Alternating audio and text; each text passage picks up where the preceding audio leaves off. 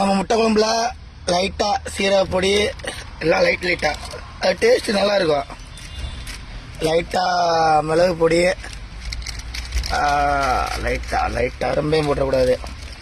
அப்புறம் கறி மசால் பொடி லைட்டாக போட்டோம்னா அதில் இருக்க டேஸ்ட்டே தனி. லைட்டாக போடணும், ரொம்பவும் போட்டக்கூடாது. மஞ்சள் பொடி, முட்டை மசாலா ஆல்ரெடி போட்டேன். முட்டை மசால் பொடி லைட்டாக மஞ்சள் பொடி ரொம்பவும் போட்டக்கூடாது. அப்புறம் குழம்பு பூரா மஞ்சள் ஆயிரும். சாம்பார் பொடி டேஸ்ட்டாக இருக்கும், ஆனால் உழவும் போடுறதில்ல அவ்வளோ டேஸ்ட்டாக இருக்கும். லைட்டாக போடணும்,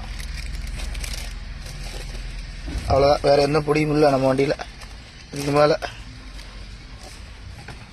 அப்படியே லைட்டாக கிண்டி விட்டுற வேண்டியதான். முட்டை குழம்பு ரெடி ஆகிட்டு இருக்கு. அதுக்கப்புறம் அரிசி கழுவி சாப்பாடு விசில் விட்டா வேலை முடிஞ்சிச்சு. முட்டை குழம்பு நம்ம தான் எப்படி டேஸ்ட்டாக வைப்போம்.